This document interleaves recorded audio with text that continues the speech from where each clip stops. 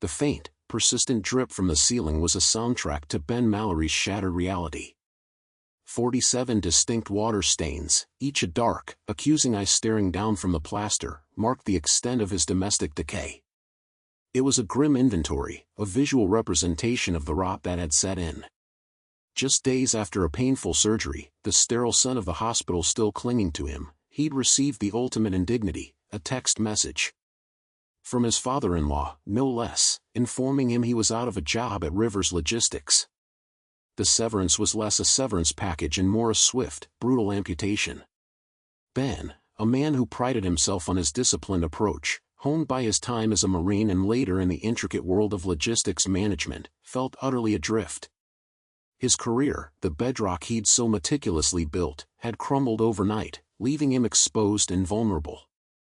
The physical pain from his surgery was a dull ache compared to the sharp, visceral agony of betrayal. He was left with little but the four walls of his home, a home that felt increasingly alien, and the mocking echo of a life that was supposed to be secure. This wasn't just a career setback, it felt like a personal demolition, a calculated dismantling of everything he'd worked for. The water stains seemed to multiply with every passing moment, each one a testament to a leak, a breakdown, a failure he hadn't seen coming until it was far too late. His world, once a carefully charted course, had veered wildly off track, leaving him stranded in uncharted territory, the familiar landscape of his life now a desolate wasteland. In the sterile quiet of his recovery, the world outside continued its relentless march, indifferent to his personal upheaval.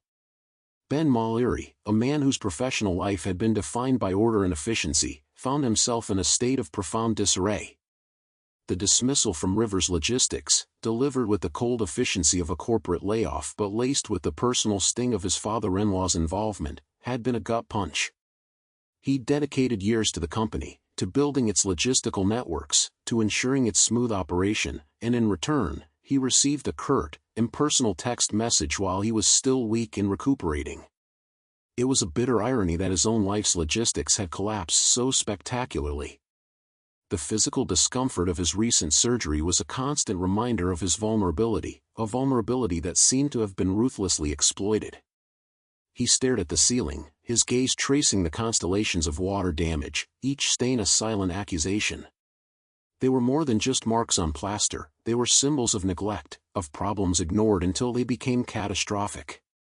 His marriage, too, felt like one of those unnoticed leaks, slowly seeping, weakening the foundations of his home. He had been so focused on the external machinations of Rivers Logistics, on the smooth flow of goods and services, that he'd failed to see the structural integrity of his own life eroding from within.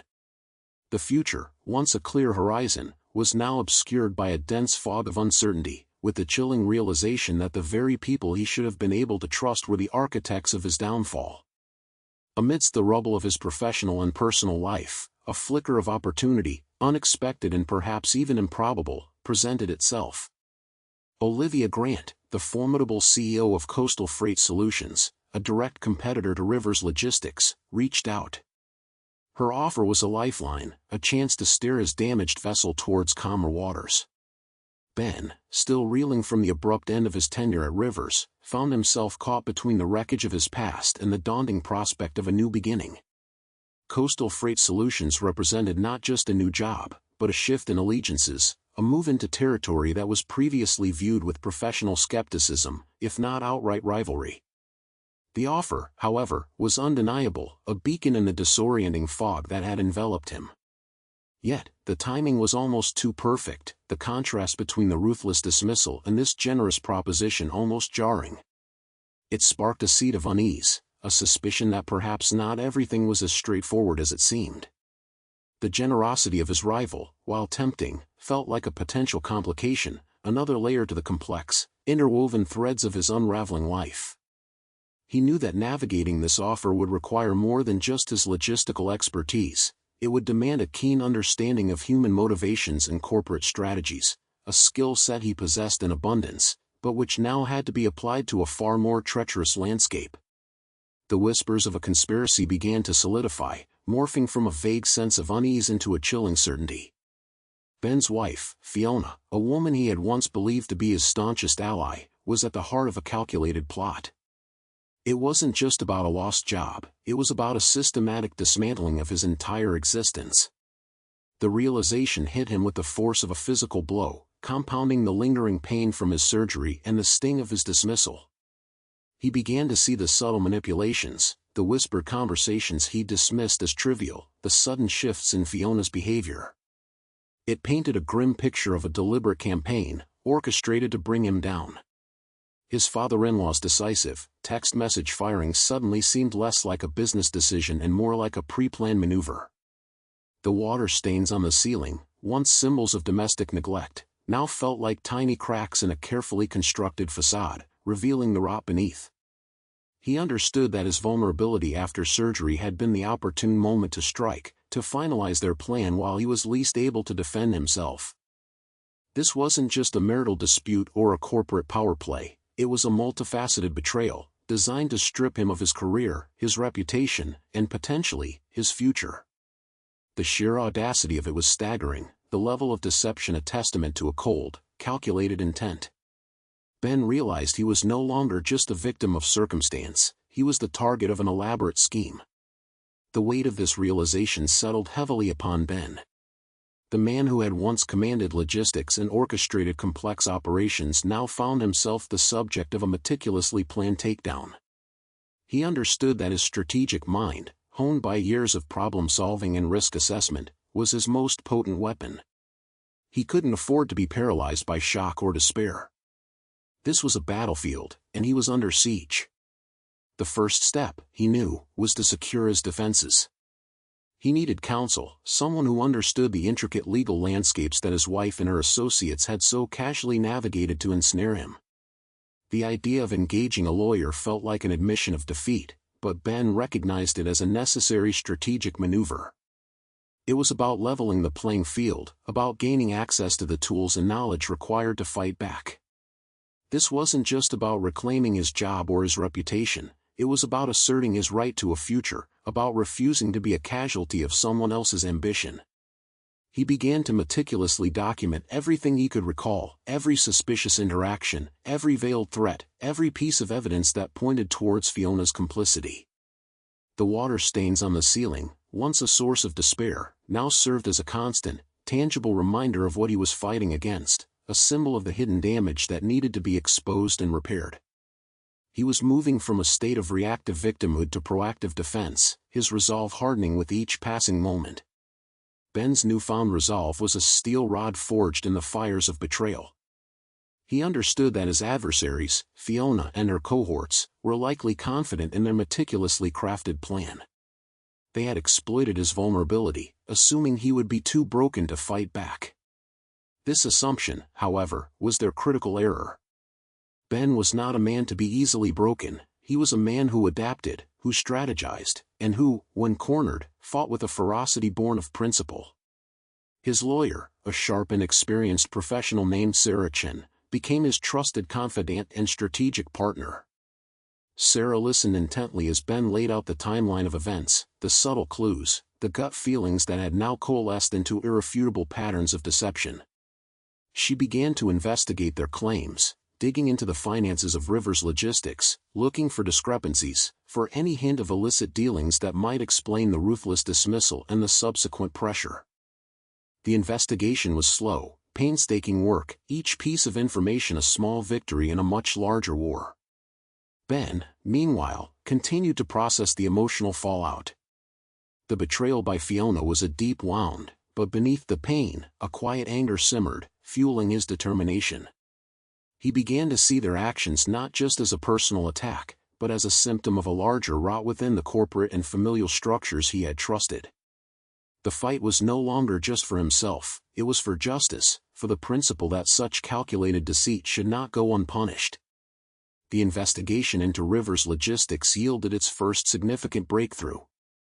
Sarah, Ben's lawyer, uncovered a series of offshore accounts and shell corporations, all linked to Fiona's family and a select group of individuals at Rivers. These weren't just minor financial irregularities, they were indicators of a sophisticated money laundering operation, and the timing of Ben's dismissal coincided with a critical phase of this illicit activity. It became clear that Ben, with his keen eye for logistical detail and his unblemished record, had likely become an inconvenient obstacle. His deep understanding of the company's supply chains and financial flows could have inadvertently exposed their scheme. The ruthless firing, therefore, wasn't just about removing him from his position, it was about silencing him, about ensuring he couldn't uncover the truth. The water stains on the ceiling seemed to recede in significance, replaced by the stark reality of financial malfeasance and criminal conspiracy. Ben felt a grim satisfaction in this discovery. It validated his suspicions and provided a concrete foundation for their legal strategy. He wasn't just fighting against a personal betrayal, he was up against a criminal enterprise.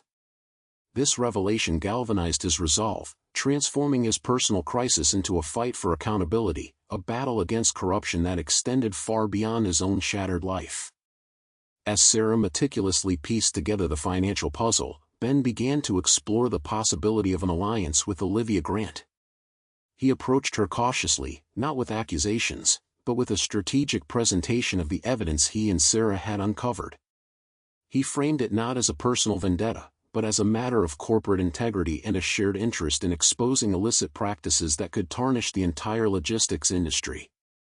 Olivia, a shrewd businesswoman with a reputation for integrity, listened with increasing interest. She had her own reasons for distrusting the leadership at Rivers Logistics, and Ben's findings provided a compelling justification for her suspicions. The possibility of working with Coastal Freight Solutions offered Ben a unique advantage, access to resources and a platform from which to challenge Rivers Logistics on a larger scale. It was a risky move, aligning himself with a direct competitor, but the stakes were too high to play it safe. He presented his evidence not as a plea for help, but as a mutually beneficial opportunity to clean up the industry.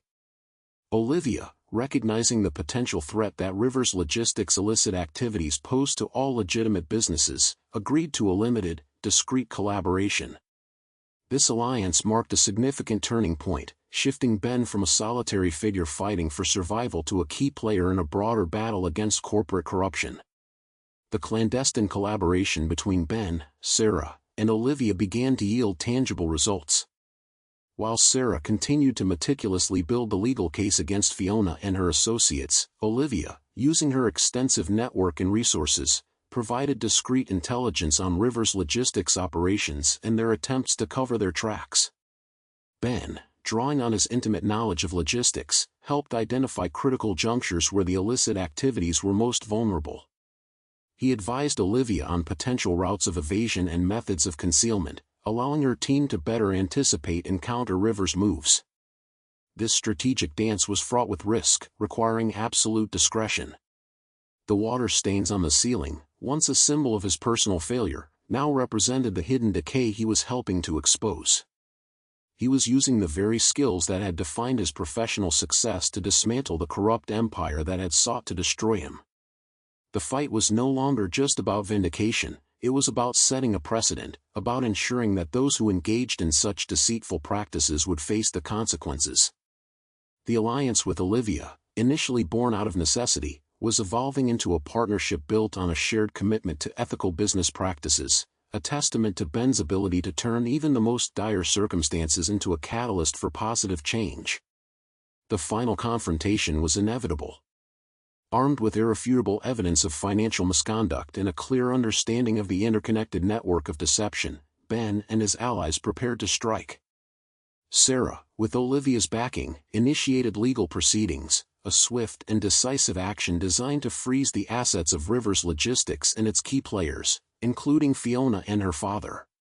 The public announcement of the investigation sent shockwaves through the industry, exposing the depth of the corruption that had been festering beneath the surface. Ben, no longer a passive victim, stood as a witness to the truth, his testimony corroborating the mountain of evidence. He presented his case with the calm, strategic demeanor that had always defined him, his voice steady as he detailed the sequence of events, the manipulations, and the calculated efforts to ruin him. The water stains on the ceiling of his former home seemed like a distant memory, replaced by the clarity of justice being served. The operation, so brutally directed at him, was now being dismantled, piece by piece, under the harsh light of public scrutiny and legal accountability.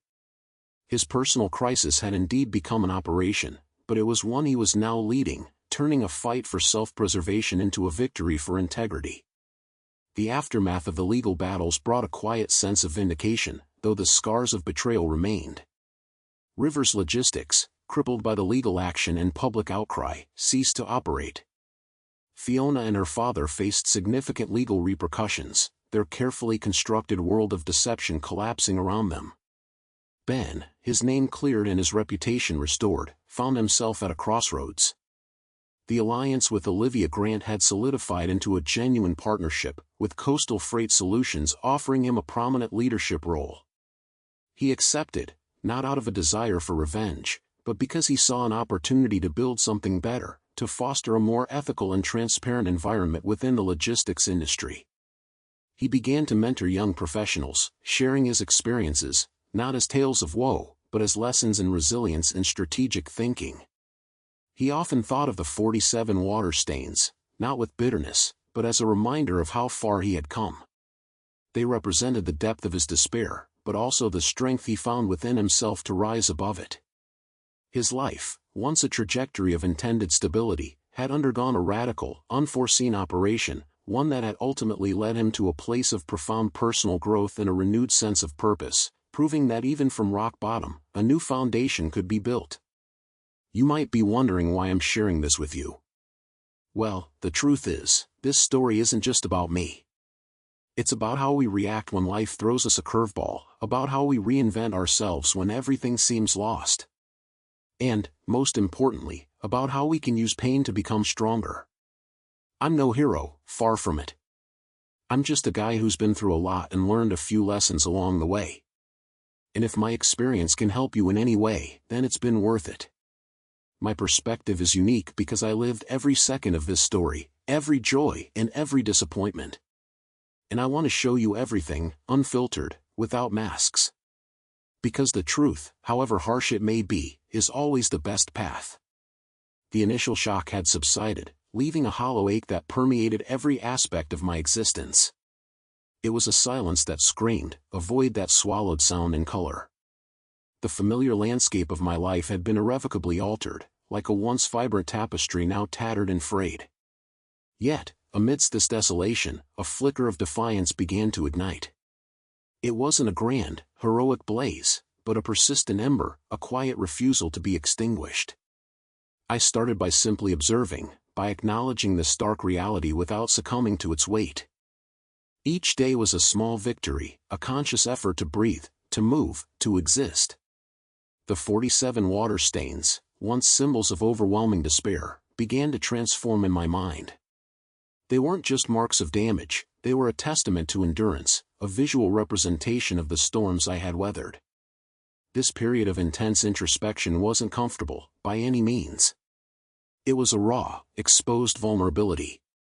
I had to confront the parts of myself I had conveniently ignored, the insecurities that had festered beneath a carefully constructed facade.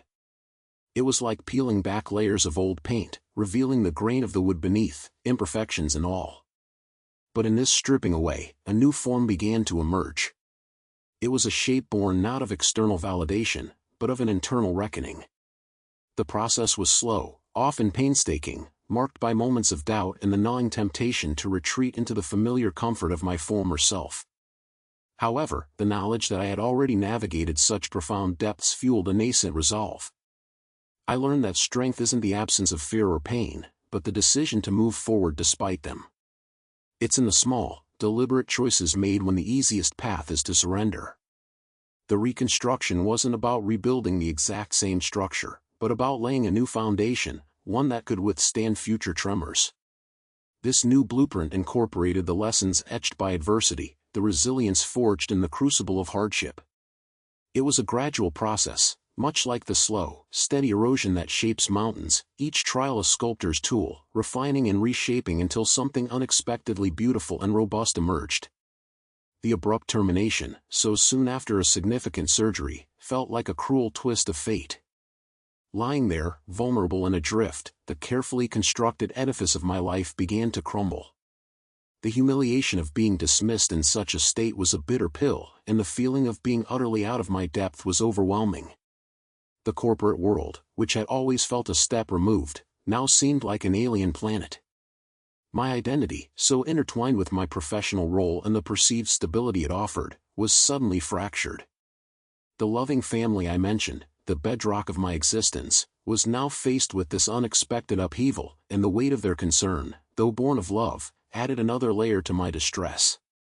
I grappled with a profound sense of disorientation, a stark contrast to the predictable rhythm I had known. The immediate aftermath was a blur of uncertainty. Each day presented a new challenge, a fresh obstacle to navigate. Simple tasks, like reviewing finances or contemplating career paths, felt insurmountable. The silence in my once bustling office was replaced by the echoing questions in my mind. What now? Where do I go from here? The shame associated with my sudden unemployment was a constant companion, whispering doubts and fueling a growing sense of inadequacy. I found myself replaying the dismissal, dissecting every word, searching for clues that were likely never there. This introspection, however, was not a constructive process. It was a spiral into self-recrimination. During this period of intense personal turmoil, the unwavering support of my family became my lifeline.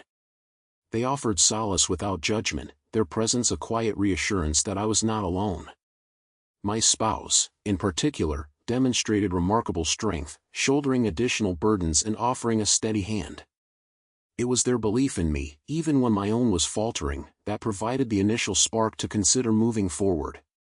The path ahead, however, remained shrouded in fog, with no clear direction or discernible milestones. The financial implications were also a significant concern, adding a practical urgency to my predicament that was difficult to ignore. The dismissal, it turned out, was merely the tip of the iceberg. Slowly, insidiously, I began to see the larger cracks forming in the foundation of my life. The marriage, which I had once considered my unshakable fortress, was now crumbling. My wife, who had always been my steadfast anchor in any storm, was drifting further and further away. Blinded by the comforting monotony of routine and an almost arrogant sense of security, I had missed the subtle, yet persistent, warning signs. The gradual withdrawal, the increasingly frequent excuses to avoid spending time together, the conversations that dwindled to mere pleasantries, these had all been chipping away at my inner self, leaving me riddled with insecurity and a gnawing suspicion. Each empty chair at the dinner table, each night spent in separate rooms, felt like another stone dislodged from the walls of our shared life. I found myself replaying past conversations, searching for the exact moment when the laughter had faded, when the shared glances had been replaced by vacant stares. The feeling of being a stranger in my own home was suffocating. My wife's presence, once a source of comfort and warmth, now felt like a quiet accusation. Her silences were louder than any words, amplifying my own anxieties and regrets. I was adrift, the familiar shores of our partnership receding into the mist, and I had no idea how to navigate back. The financial strain, a looming shadow, only compounded the emotional turmoil. Every bill that arrived was a stark reminder of my perceived failure, a tangible representation of the instability that had infiltrated every aspect of my existence. The very security I had always taken for granted was now precarious, demanding a level of focus and resourcefulness that felt utterly alien to me. I was caught in a devastating crossfire, the personal and the practical colliding with brutal force, leaving me feeling utterly exposed and vulnerable. The future, once a landscape of comfortable predictability, had become a terrifying unknown, a vast expanse of uncertainty stretching out before me. The initial shock gave way to a gnawing emptiness, a hollow ache where trust used to reside. It was as if a carefully constructed edifice had crumbled, leaving me exposed to the harsh elements of reality. The meticulous planning, the sheer calculated deceit, these were the elements that amplified the pain, transforming a personal betrayal into an assault on my very sense of self. I replayed conversations, scrutinizing every word, every gesture, searching for clues I'd missed, for signs of the deception woven into the fabric of our shared life. This introspection, however painful, became a crucible. The agony of being a pawn began to transmute, sparking a fierce resolve that had been dormant within me. The desire for retribution wasn't a fleeting emotion, it solidified into a quiet, unwavering purpose. It was no longer about simply surviving the emotional fallout, but about actively shaping a new narrative, one where I was the architect of my own triumph, not a victim of circumstance. This burgeoning resolve fueled a relentless drive for self-improvement. I immersed myself in activities that demanded discipline and focus, pushing my mental and physical boundaries. I started training with a newfound intensity, treating each session as a battle to be won, a testament to my resilience. The physical exertion became a cathartic release, a way to channel the raw energy of my anger and frustration into something productive. Beyond the physical, I dedicated myself to expanding my knowledge, delving into subjects that had previously seemed daunting. The pursuit of understanding became an obsession, a silent promise to myself that I would not be outsmarted or outmaneuvered again. Each new skill acquired, each piece of information absorbed, was a brick laid in the foundation of my comeback. The desire for vindication wasn't solely about proving her wrong, it was about proving to myself that I was more than the sum of her manipulations. It was about reclaiming my agency and demonstrating that my worth was not contingent on her perception or her approval. I began to cultivate a network of individuals who embodied the qualities I admired: integrity, ambition, and unwavering dedication. These were not merely acquaintances, they were mentors, allies, and fellow travelers on the path of personal growth. Through their guidance and shared experiences, I gained invaluable insights, not just into the world of business and strategy, but into the complexities of human nature itself. This period of intense personal growth wasn't devoid of its challenges. There were days when the weight of the past threatened to pull me down, when the specter of betrayal loomed large. Yet, each time, the nascent spark of hope and the burning desire to rise above would reignite my determination. I learned to view setbacks not as failures, but as crucial learning opportunities, refining my approach and strengthening my resolve. The journey was arduous, marked by countless hours of solitary effort and quiet perseverance, but the destination, a future where I stood tall and unyielding, became an ever brighter beacon. The fallout from betrayal was utterly devastating. My family, the very bedrock of my existence, splintered, and my world, as I knew it, crumbled into dust. Yet, amidst the ruins, a profound transformation began to take root. This crucible of pain forced an inward excavation, revealing reserves of strength I had never suspected I possessed. There was a resilience, a capacity for enduring hardship and emerging, not unscathed, but undeniably stronger, that surprised even myself. More importantly, this shattering experience served as a stark, yet invaluable, lesson in true worth. It illuminated the faces of those who mattered, the anchors in my storm, the unwavering souls who remained steadfast, offering their support and a quiet, persistent belief in my ability to find my way forward. The impact was seismic, undoubtedly, but the wisdom gleaned from its tremors proved to be an even more profound and enduring legacy. This newfound clarity meant reevaluating the very fabric of my relationships. The superficial connections, the ones that thrived only in fair weather, naturally drifted away, their absence a quiet affirmation of what had been lost and, in turn, what was truly precious. It was during this period of profound solitude, where the echoes of past disappointments lingered, that I began to actively cultivate deeper bonds. I sought out individuals who possessed an innate empathy, those who could listen without judgment and offer solace without platitudes. Their presence was not a passive observation of my struggle, but an active participation in my healing.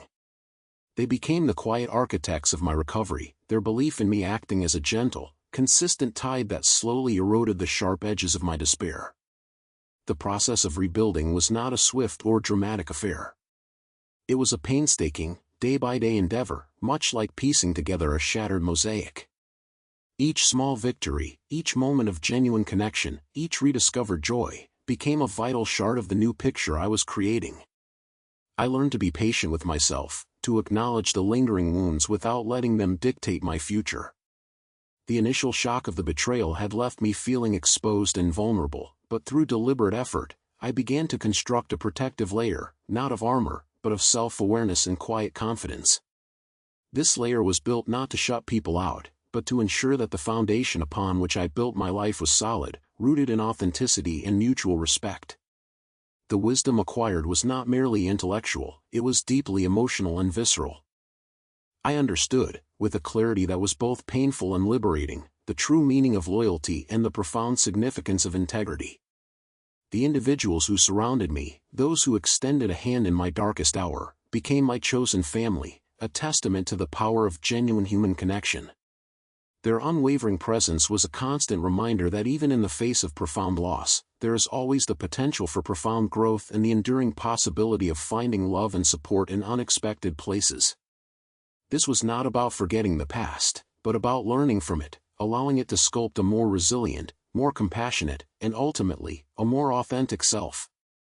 The historical significance of this narrative, if one can call it that, lies in the profound truth that life is an intricate tapestry woven with threads of both elation and despair. It underscores the essential human need to cultivate preparedness for the inevitable trials that punctuate our journey. Betrayal, the abrupt severance of one's livelihood, and the searing pain of loss, these were not mere setbacks but rather crucible moments that forged a more robust and adaptable spirit. Through these ordeals, a vital lesson was absorbed: vengeance, while perhaps offering a fleeting sense of satisfaction, ultimately proves hollow and unproductive. Instead, the path forward became clear: to embrace forward momentum, to dedicate oneself to the construction of a brighter future, and to demonstrate to those who caused harm that genuine happiness is attainable independently of their presence or approval. This realization was not instantaneous, it dawned gradually, like the slow unfurling of a dawn after a long and arduous night. Each challenge, each moment of doubt, served as a stepping stone, solidifying an understanding that resilience is not the absence of struggle, but the ability to rise after every fall. The process of rebuilding was painstaking, often requiring a complete reevaluation of what truly mattered. It involved cultivating new skills, seeking out new connections, and rediscovering dormant passions. This was a period of intense self-discovery, where the echoes of past hurts began to recede, replaced by the burgeoning confidence of self-reliance. The individual learned to trust their own judgment, to lean on their own strength, and to appreciate the quiet victories that paved the way for larger triumphs. This transformation was not about erasing the scars, but about integrating them into a more complete and powerful identity. The narrative shifted from one of victimhood to one of agency, where the protagonist was no longer a passive recipient of fate but an active architect of their own destiny. The lessons learned in the depths of adversity became the very foundation upon which a more fulfilling existence was meticulously constructed. The profound realization that dawned was that external circumstances, the unpredictable currents of life, were beyond my dominion. Yet, within that seemingly disempowering truth lay an extraordinary power, the ability to govern my internal response. This wasn't about denying the pain, but about choosing how to process it. I could allow it to consume me, to drag me down into a mire of despair, or I could harness its energy, transforming it into a propellant for resilience.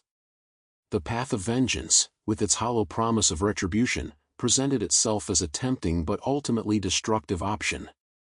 Conversely, forgiveness, though initially arduous, offered a liberation that vengeance could never provide. My decision was clear: to move forward. This commitment to progress wasn't a superficial promise but a deep-seated resolve to forge a new existence. It meant actively dismantling the remnants of the past that threatened to hold me captive and meticulously constructing a future free from its shadows. This involved confronting lingering doubts, acknowledging past hurts without letting them define me, and embracing the unknown with a renewed sense of purpose. It was a process of rebuilding, not on the ashes of what was lost, but on a sturdier, more enlightened foundation. The goal was not merely survival, but thriving, achieving a state of being where past hardships served as catalysts for growth rather than anchors of defeat. This deliberate choice to rise above adversity fundamentally altered my perception of the world. The hues of life seemed richer, the everyday moments imbued with a significance I had previously overlooked. What once might have been dismissed as trivial now held immense value, shining a light on the abundance that had always surrounded me, even in the darkest of times. This heightened awareness fostered a profound sense of gratitude, a quiet appreciation for the simple act of being, for the breath in my lungs, for the connections that sustained me. The past, though marked by its challenges, no longer cast an insurmountable gloom over the horizon. Instead, a nascent optimism began to bloom. The belief that the future could indeed surpass the past, that a brighter chapter was not only possible but achievable, took root and flourished. This conviction was not born of naive idealism, but of a hard-won understanding of my own capacity for transformation. It was the direct result of weathering storms and discovering the strength that lay dormant within. Each step forward, each small victory, served to reinforce this burgeoning hope, transforming it from a fragile wish into an unwavering certainty. The journey ahead, though still unwritten, was now approached with a quiet confidence and an eager anticipation for what it might hold.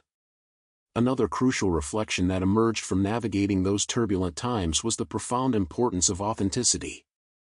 For an extended period, I found myself perpetually striving to be someone I wasn't, a performance enacted solely to gain the approval of others, to somehow fit into a world that never truly felt like my own. This constant effort, this wearing of masks, ultimately led only to a pervasive sense of unhappiness. The turning point arrived when I finally made the conscious decision to embrace myself fully, acknowledging both my strengths and my perceived shortcomings. This act of self-acceptance was incredibly liberating, paving the way for a genuine and lasting happiness. Furthermore, this newfound authenticity proved to be the bedrock upon which I began to build relationships that were not only more real and substantial but also deeply meaningful. This shift in perspective wasn't a sudden revelation but rather a gradual unfolding, nurtured by the lessons learned from past experiences. It was the realization that the energy I had expended on trying to conform could be far better utilized in cultivating my own unique path. Embracing my true self allowed me to shed the heavy burden of expectations, both those I placed upon myself and those I perceived from the outside. It meant understanding that my quirks and vulnerabilities were not flaws to be hidden, but rather integral parts of who I was, contributing to my individuality. This internal alignment created a sense of peace that had previously been elusive, a quiet satisfaction that resonated from within. The impact of this authentic living extended beyond my personal well-being, directly influencing the quality of my interactions with others. When I stopped trying to be someone else, I found that the connections I forged were more genuine because they were based on a foundation of honesty. People were drawn to the real me, the person who wasn't afraid to be vulnerable and imperfect. This led to conversations that were more open, friendships that were more supportive, and a general feeling of belonging that was far more robust than any superficial acceptance I had chased before. It was a powerful reminder that true connection thrives on sincerity, not on pretense. The freedom that came with this self-acceptance was immense. It was the freedom to make choices aligned with my own values, to pursue interests that genuinely excited me, and to express my opinions without the fear of judgment. This liberation allowed me to move forward with a clarity of purpose that had been absent for so long. I no longer felt the need to constantly edit myself or to censor my thoughts and feelings. This unburdened state fostered a sense of empowerment, enabling me to face challenges with a renewed vigor, knowing that I was standing on solid ground, the ground of my own being.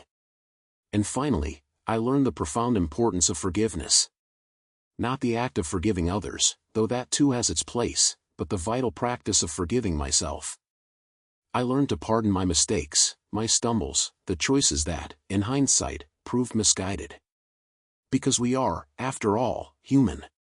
We err, we falter, we learn. And to truly move forward, we must grant ourselves the grace of forgiveness. This release is liberating. It grants us the power to leave the weight of the past behind and to actively construct a brighter future. It's this realization, this hard-won wisdom, that I wish to impart to you now. Forgive yourself, love deeply, live with unbridled intensity, and never, ever surrender your pursuit of happiness. This newfound internal absolution didn't manifest as a single dramatic moment, but rather as a gentle unfolding, like the slow bloom of a flower.